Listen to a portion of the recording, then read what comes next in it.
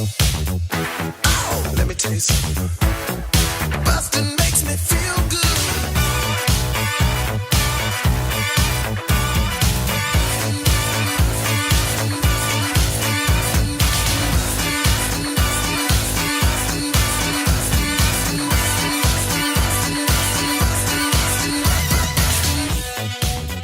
Hi, everybody. Welcome to Blockbusting, the podcast where we love to hate the movies. I'm your host, Jay Light. Joining me today, Sarah Keller. Hello. Hey, Sarah. Hi. How are you? Oh, I'm stupendous.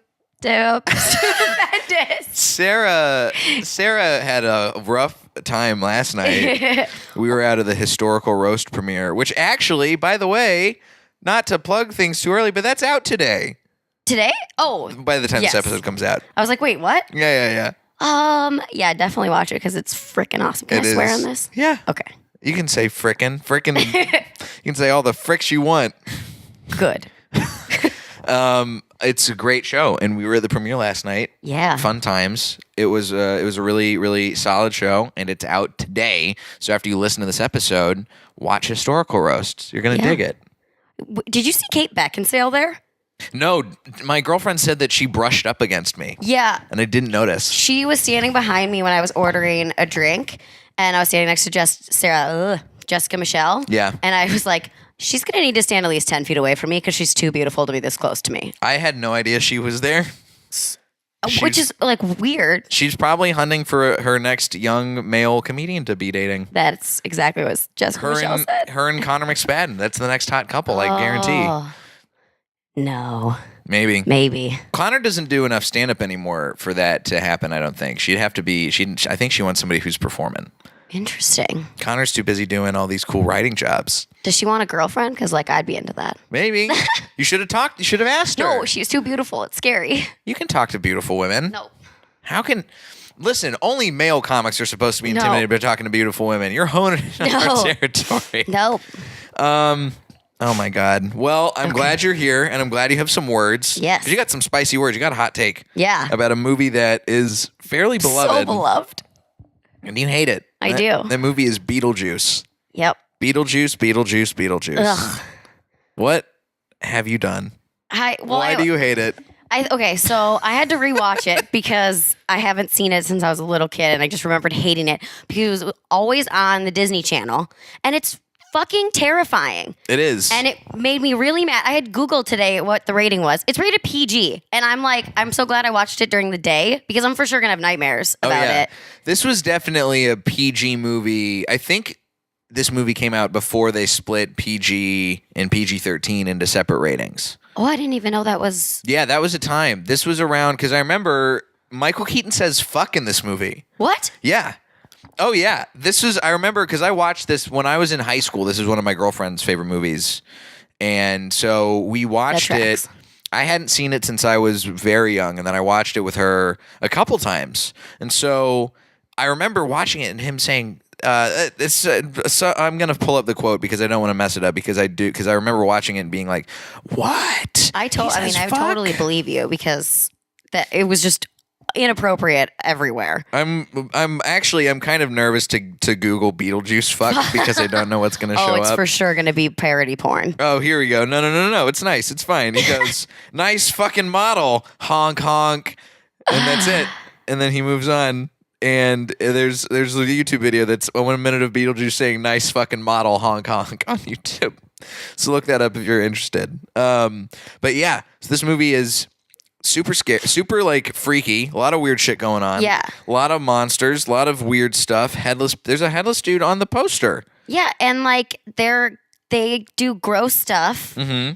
And it's very upsetting. And it was always on Disney Channel, which makes me really mad because okay, let's get in. First of all, I thought it moved way too fast and too slow at the same time. Interesting. We didn't even know who these people were, and then they were dead. And you're supposed to be invested in these characters. Nobody in that movie was likable. Well, yeah, no, nobody in the movie's likable. Is that the point? Because I didn't like a single character in I think you're supposed to like the. I think the most likable character is definitely what's her name?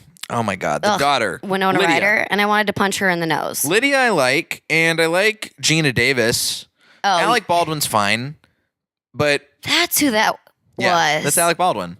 He looks so different. Yeah, well, this is the 80s. By the way, But before we get too deep in, Beetlejuice, 1988 American fantasy comedy horror film directed by Tim Burton.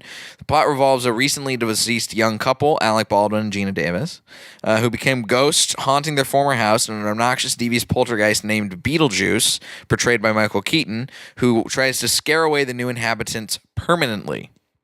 Now, these people... You get. I'm sorry to interrupt, but what were you saying about Alec Baldwin? He doesn't look right. He looks different. Yeah, his just face. Like normally, like Brad Pitt still looks like Brad Pitt in the '80s, just older. Like he looks totally different. Like his head got bigger. Yeah, like probably. Well, he's one of these guys. His head is truly like massive at this point. Like I feel like his head almost goes to his shoulders. Yeah. He has a giant head. My man's got a broad head. He's got a blockhead. He does. And yes, I didn't even, oh my gosh. I knew because I saw it on the credits, but my brain didn't even put together that that's who that was. And I kept being like, he's so familiar. I'm an idiot. Now you know why. Well, so you watched this at first when you were a child. Yes. And I remember you were telling me before we decided to record and choose this episode that you were nervous you were going to like it. Yes. So you don't, which is good. Yes. You still, did you find in rewatching it that the things you hated about it as a child were some of the things you hated about it now? Yes. It was too scary for me and I didn't like it. I don't like scary things. Do you scare very easily? Yes. Because this movie is, I mean, as far as horror movies go, it's not. I mean, it's like the first thing, but it's also a horror fantasy comedy movie. You know? True story. The last and first scary movie I've ever seen was Signs, and I watched it in the movie theater when I was like 12 when it came out, and I slept in my parents' bed for 3 months at 12 or 13 years old. I was gonna say we were like, we're 12 or 13 when Signs came out. It got to the point where my parents were like, "You have to sleep on the floor now." And so I'm not like I swear to God, I refused to sleep in my own bed. I was so scared. Kicking the dog out of the dog's bed so you don't have to curl up completely on the floor. We had like a feather bed, so I slept on that for like a good 2 months in my parents' bedroom. Wow. They tried so hard to get me out too. What did they do to try and get you out? They just were like, "Sarah, you're a teenager. Like, this is ridiculous. The movie is fake. Like, it's a fake movie." But I was like, the aliens are coming and they're going to come and I need to be in my parents' bedroom so that they can't get me. What is it about your personality you think that makes you scare so easily that even a movie where it's like ostensibly a comedy movie with scary elements like the weird worms and all this other shit, the stuff in the netherworld, what is it about that turns you off so much? So I have night terrors, like horrible nightmares. That'll do it. And I'm convinced, like, my brain comes up with these horrific things on their own. Mm-hmm. So I'm like, I don't want to watch any imagery that's going to help. You're going to, you don't want to fuel any of that. Yeah. It's like, I mean, even now, like I'm a grown up and I still have a paralyzing nightmare at least once a month. Wow. Yeah. Do you do the full sleep paralysis where it's like sometimes you'll wake up but you can't move? That's only happened once. Okay. Normally I just wake up and have a panic attack. Jesus. Yeah, it's horrible. Oh no. It's horrifying. That sounds scary. I used to work the summer camp I used to work at. We had a fair amount of kids who had night terrors. There was one kid, I didn't have him in my cabin, but a buddy of mine did, and he I think he was probably, when he started coming to the camp, he was like 9 or 10 years old, and he was from Argentina.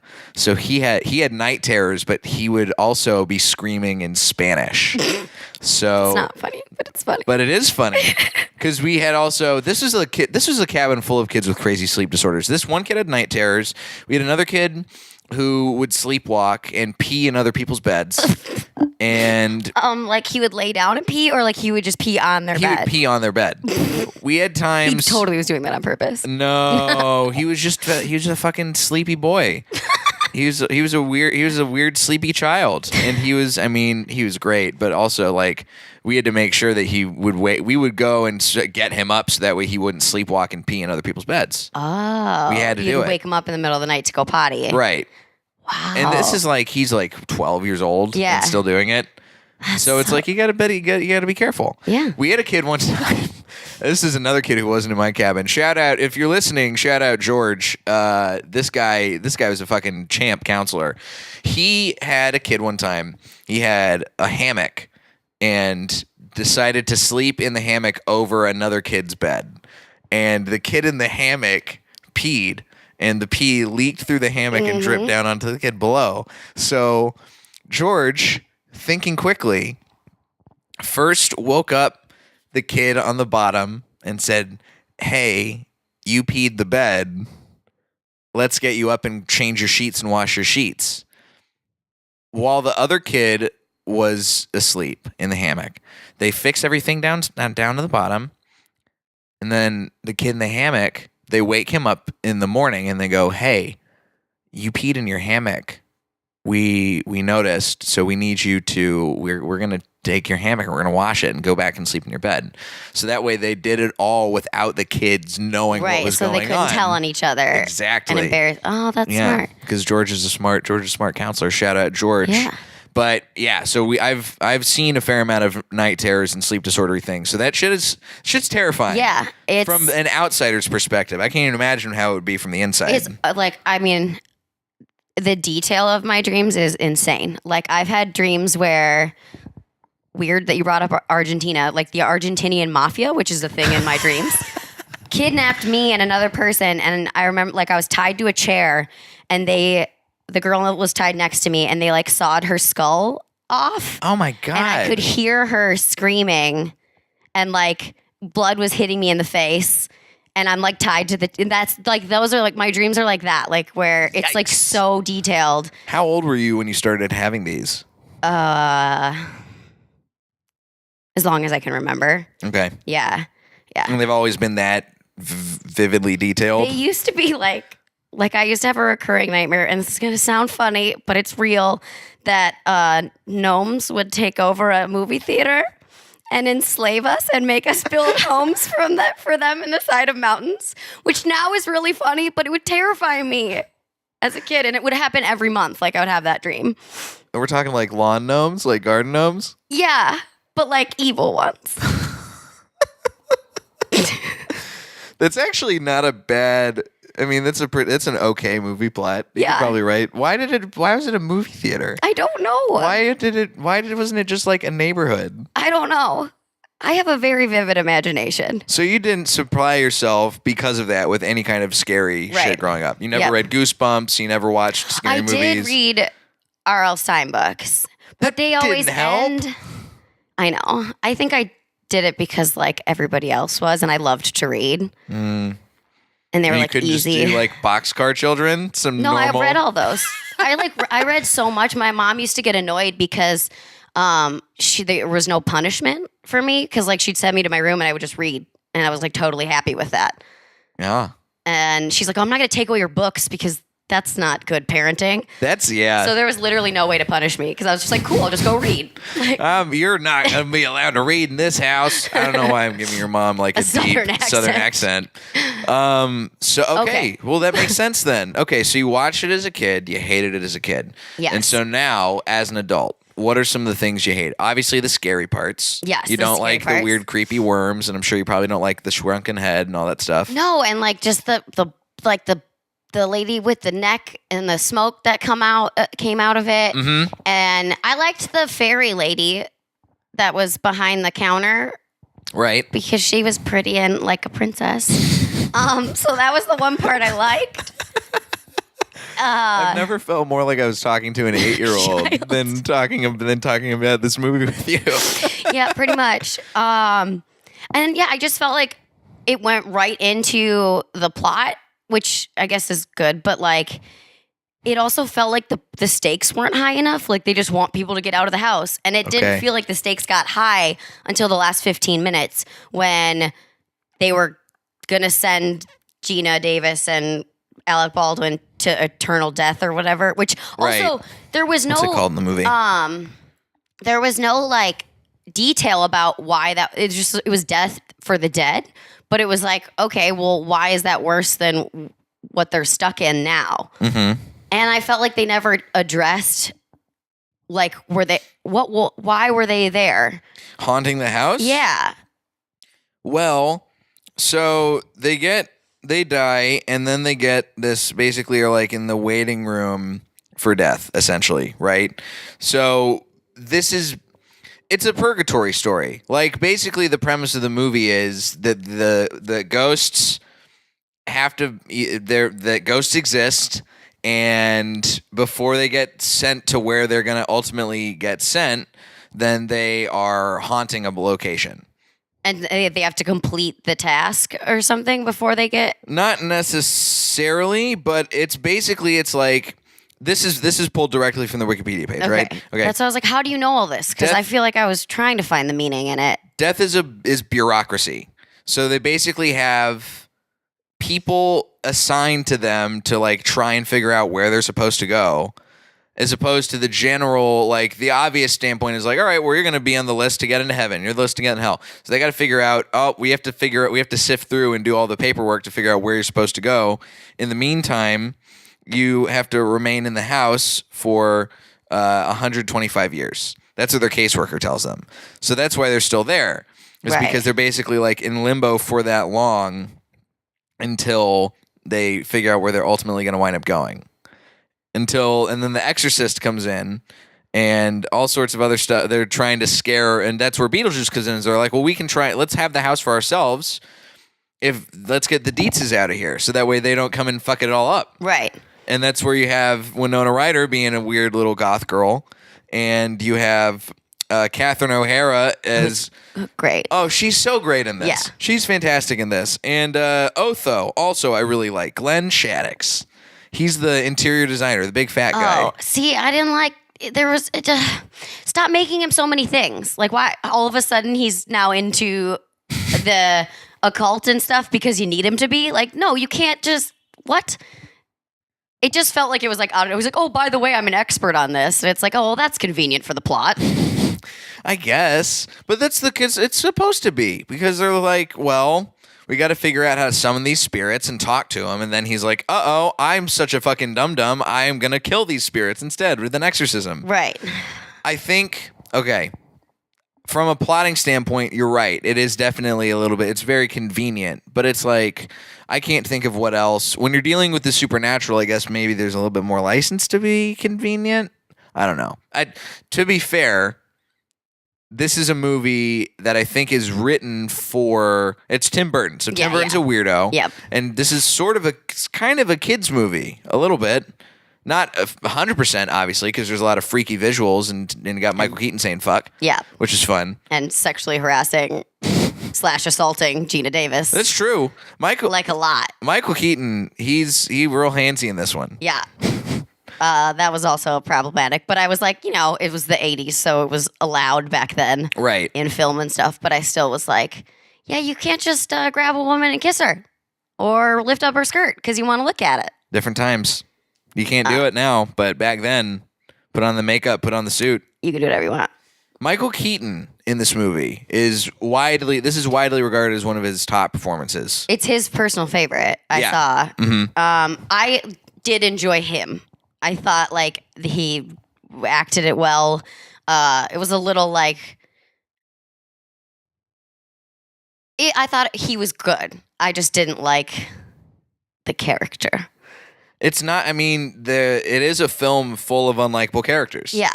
Well, and also because it was like all of a sudden, why was Beetle? It was never really explained why he was such a bad dude. Because, like, they hired him to get the people out. Right.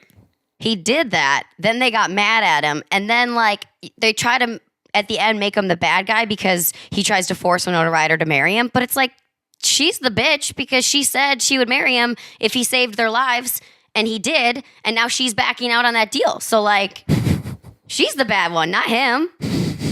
There's a lot going on because also Beetlejuice is like an old ghost man. Right, but like... And Winona Ryder's a teenager. No, I mean, I get that part of it. But I'm also like, that bitch agreed to do it, so... That's true.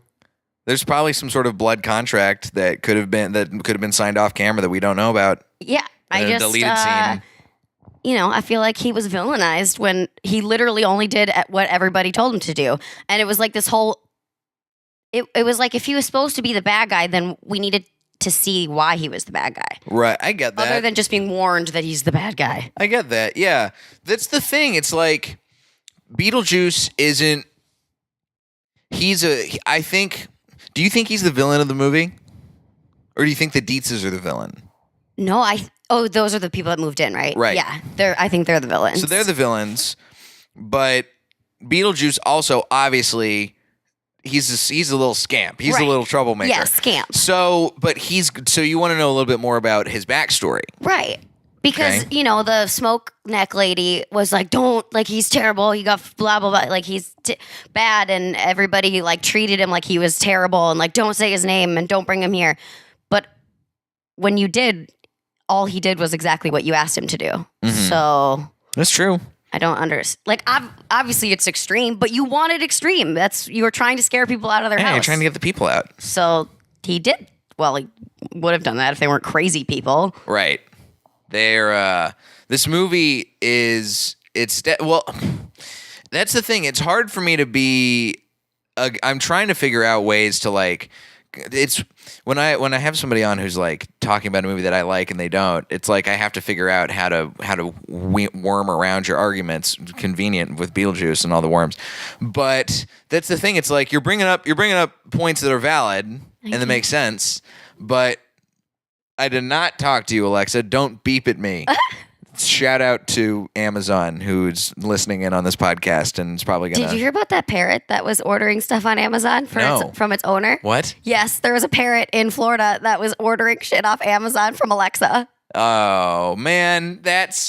I've heard of babies doing that and people like pressing the buttons and stuff. I've never heard of a parrot doing it. What was the parrot ordering? I don't know. Parrot food? I hope so. Birds? More birds? Crackers? Alexa, well, I want a cracker. Oh, no, it's doing it. I just had... Art rock? I don't know. Stop. Shut off. Okay, thank you, Alexa. That was good. That was a good moment. Anyway. Sorry, you were saying you're trying to worm a way around. Okay, so they're trying to worm their way around, and I'm trying to figure out how to, like, get around your dislike to figure out some of the things that like, this is obviously like the choice that was made, but you have your points are valid. That's the thing. It's like now that you talk about it, I also would like to know more about Beetlejuice as a character. Like he's the name of the movie. Yeah. Well, that's the thing. This movie, I really like this movie because it's really wacky. It's very much like a screwball comedy that also happens to be about ghosts and shit. Yeah. And that's fun. You don't really get to see a lot of movies that are like that. And this is also Tim Burton, I think, before Tim Burton got too far up his own ass. Yeah. I also am not a fan of Nightmare Before Christmas, so I'm not a Tim Burton fan, apparently. It's okay. Have you seen other Tim Burton movies? Yes. And you like any of them? I liked Johnny Depp. And just like in general? And I used past tense because right. of things we know now. Right. Yeah, I just liked him in general, so I would enjoy things. But I didn't like Edward Scissorhands. I never saw Edward Scissorhands. Again, scary. Don't like scary things. You don't like scary things. And Nightmare Before Christmas is supposed to be a Disney movie, and it's not a Disney movie, and I don't like that. Right.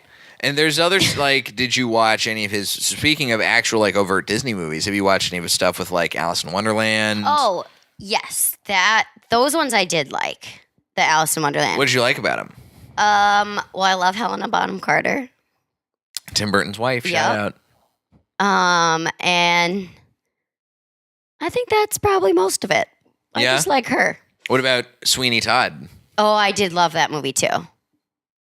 Yeah. Well, that one's, I mean, that's It's scary. It's blood. What? Well, what's the difference for you between like what qualifies as scary? Weirdly, like I can handle human violence, but like not monster violence. Interesting. Because I think to me, like a murderer, I'm like, well, I can take precautions to avoid a murderer. Right. Whereas like aliens, which is my biggest fear, like you can't do anything. Like if they come here, we're just fucked because That's they got here. They're you know? here. There's nothing we can do. They're gonna suck us up.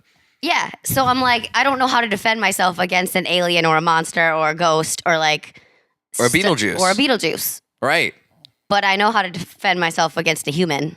So serial killers and stuff like that don't kill me or scare me. Interesting. That I understand. Man, you know what? I'm really curious about what you're going to say about this. So there's obviously some of the parts you didn't like about it, pacing wise. Also, you didn't like. Yeah, it was really slow, and yet also moved too fast at some. Like it skipped over plot points, right, while moving way too slow. And I think that lengthwise, this movie is about probably the right length. It's 92 minutes, which means that before credits, it's probably just shy of 90. It's probably like 85 or 86, but. I am sort of with you in that I would like to know more about Beetlejuice, and that I'm guessing is probably. I mean, they made an animated series. Oh yeah. On Nick for like 3 seasons. Oh yeah. And it was Beetlejuice and Lydia hanging out and having time, and it was weird. But you could probably learn a little bit more about it from that. But in the real world of the movie. There are more things that I would like to see now that you're bringing it up, and it's like, oh yeah, I guess he's an interesting character. Yeah, like I enjoyed watching him. I mean, Beetlejuice doesn't even actually show up until like halfway. Yeah. Yeah. And that's the name of the movie. Yeah. He's the guy. Yeah. What are some ththings that you think could have been changed in this movie to make it something that you enjoyed, if anything? Oh yeah, I don't know. Well, more background on Beetlejuice, so I could understand why he was such a big deal. Oh,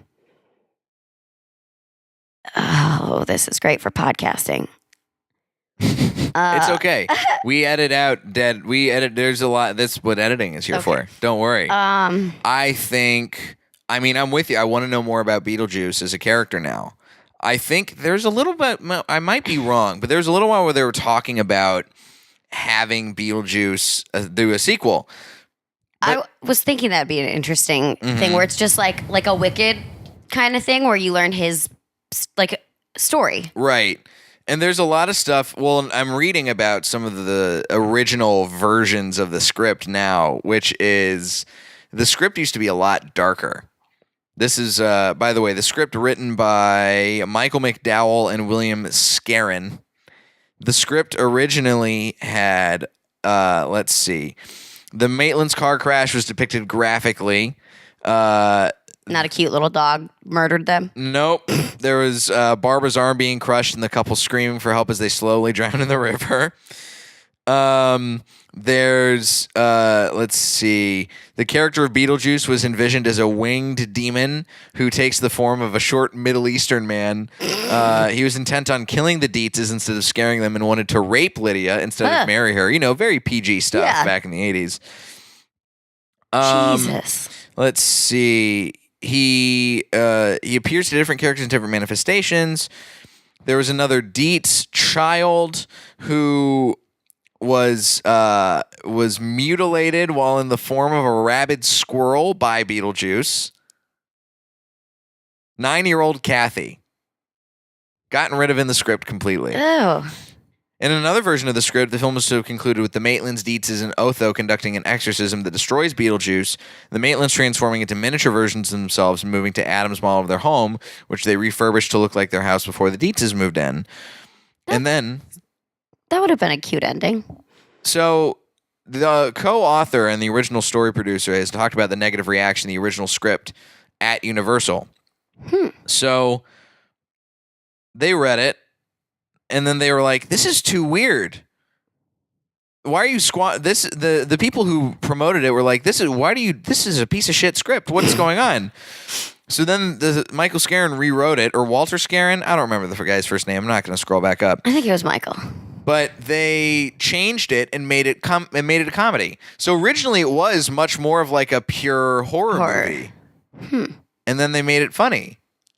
Do you think it would have been better as a pure horror movie? I would never have watched it. True. So, probably, maybe. I don't know. Because I've seen one horror movie in my lifetime, and it was Signs. So I have no comparison. You know what else is funny? This is the first draft retained some of the more sinister characteristics of Beetlejuice, but toned down the character to make him a troublesome pervert rather than blatantly murderous. Perfect. Because everyone loves a troublesome troublesome pervert. Everybody loves a troublesome pervert. Man, troublesome pervert, that's going to be the name of somebody's album someday. Yep. I bet, back in the 80s. Much of his dialogue was written in African-American vernacular English. Huh. Yep. So they had him literally jive talking for most of the movie originally. And then in the movie, he was like more of a hillbilly kind of. Yeah. Which I did enjoy. They made him sort of like a white trash kind of dude. Yeah, of course I enjoyed. But yeah, and then Tim Burton just like, yeah, I'm going to make this movie and it's going to be weird and fun. And that's what they decided to go with. I also think it would have been better if I didn't care about the Maitlands at all. And when you're having the two main characters that are driving the plot and we don't give a shit about them, like that's kind of hard to drive the plot along. Because I don't care about, like there wasn't enough setup to like these two. You didn't start liking them until the end when you saw like them kind of like protecting Lydia. True. That's when I was like, oh, they're good people. Up until that point, I was like, these are just shitty, selfish assholes that only care about their stupid house. So why do I care who's in their house? And yeah, the people in their house are also assholes. True. But it does. That's the thing. It's like you're 100% right. We don't care about these characters because we have no purpose to care about. Yeah, like I don't know.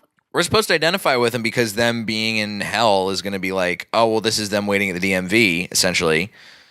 And so, yeah, we identify with that because it's a human experience. Yeah. And it's like, oh, that's fun. It's funny and silly.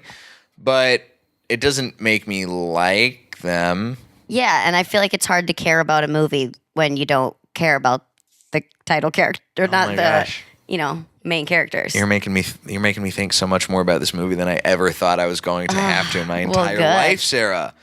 So if this movie is a pure horror, I think it works differently because it's obviously playing for scares instead of laughs. Right now, it's straddling the line a little bit, but now we're sort of lost in this mishmash of like, well, the pacing's weird. The character of Beetlejuice is clearly the strongest character. Yeah. But he doesn't show up until halfway through the movie almost. And all of the rest of it is just set dressing that goes on for too long. Yeah. Man, you might be right. You might be right on this movie. Yes. And I wish I'd had time to actually rewatch it before, because I didn't. And now I'm like, I got to watch it again. Fuck. I don't know. I hope you're not for my sake. For your sake. But you have some really, really good points. And I think there's a version of this movie that I think could exist now, which would be really interesting to see, where you do get more feedback and backstory on Beetlejuice's life, where he shows up earlier and is much more of a troublemaker and mischievous during the whole thing. Could still be played by Michael Keaton. Yeah, or like somehow Beetlejuice has a daughter. What if him and Lydia fucked? And then they have a daughter. You know what I mean? And it's either his backstory of like how he died and then like working for the throat smoke lady, or it's a continuation of like he has a child, and I'm making it a daughter because we need more women roles. That's true. So that's why I was like, it should be a daughter. I think, but I definitely think there would be a way to redo it and like have us care about him. Right. But you know what? shout out to Michael Keaton. He did a great job. Catherine O'Hara's great in this. Yes. There were moments that were delightful, like the dance. Yeah. The closing sequence at the end, too. That and the dinner party one. Yep. Like, that was delightful. Mm-hmm. Did not like the ending, though, because it felt real forced. And all of a sudden, they're Lydia's parents now. And, like, her parents are just fine with them not being her parents anymore. Like, it was I get that. I feel like that makes sense. Like, because they had such an experience together, you know? Never cared about her either. That's like they all had to come together because they were like, well, we're going to try and get these people out of our house, so let's summon Beetlejuice. And then Beetlejuice turns out to be the worst choice. And they all basically are like, oh, man, we beat Beetlejuice together. You know what? You guys can stay. You can have this part of the house. See, but in my perspective, I'm like, Beetlejuice wasn't the problem. It was them because they were trying to, them meaning the Dietzes. Right. Because they were trying to exploit the Maitlands. And yeah, and so I'm just like, why is everybody making Beetlejuice the bad guy? Beetlejuice is kind of the bad guy. But the Dietz are the one that tried to kill the Maitlands, and the Maitlands tried to to scare the Dietlands to death. And all Beetlejuice tried to be was like, I'm just going to help both of you out and not let you guys die another death. Well, you know what maybe they should have done instead is actually define a villain instead of it being shifting throughout the movie. Yeah. Because it all starts out where they are against each other and then they come together to fight Beetlejuice. Yeah. Make the villain more normal during the whole thing. Yeah, I think I love Disney movies, and so I don't like when things aren't clearly defined. Like, I want a hero in it, or a heroine, and it needs to be a nice, tightly wrapped, happy ending with a bow on top. And you know what we're gonna do? Here's what I propose to you, Sarah. You write this new Beetlejuice reboot with the daughter, and we're gonna call it. Well, you're gonna call it because I don't know how involved I will be. Call it Sheetlejuice. Perfect. Sheetlejuice. No, Ladybug. Ladybug juice. Damn. That's a good one. That's fun. Oh my God. Well, I guess I got to rewatch this thing and see if it still holds up because now that you're talking to me about it, I'm like, oh, maybe it doesn't. I don't know. We'll see. I'm sure you'll still like it because it's got I was watching it to not like it. Right, you know? But there are parts of it. That's the thing. Even when you watch something and to not like it, like you do for this podcast all the time, and I do for this podcast all the time, it's like, oh yeah, there's still fun parts. But also, I can look back and be like, yeah, no, that was wrong. I mean, one of my favorite movies I haven't done on the show, but one of my favorite movies of all time for a long time was 2001: A Space Odyssey. And I rewatched it because last year they did a screening of it at the ArcLight Dome. And in the ArcLight, and they were doing this big re-release where it was like, you know, they totally remastered it and all this cool stuff. And I went, and my girlfriend had never seen it, so I was like, let's go see this movie. It is one of my all-time favorites. And then I watched it, and I was like, huh, it's a little long. Yeah. It's a little long and boring. I've never seen it, but it's good. It's still very good, but it's not the movie that I had thought it was. And you know, your tastes change over time. Yeah. That's the thing. Nothing you can do about it. But hey, you brought this to my attention, and I'll always thank you for that. Well, you're welcome. Sarah, where can the listeners find you besides listening to this podcast? If they want to hear you and if they want to talk to you and say, hey, you're wrong about Beetlejuice, what social medias can they hit you up on? Instagram at Sarah. Actually, everything is Sarah with an H, Keller 07. Mm-hmm. Yeah. Cool. Everything is that. Everything is that. You can find me at Diet J on Twitter and Instagram, jlightcomedy.com for show dates. If you like the podcast, tell a friend.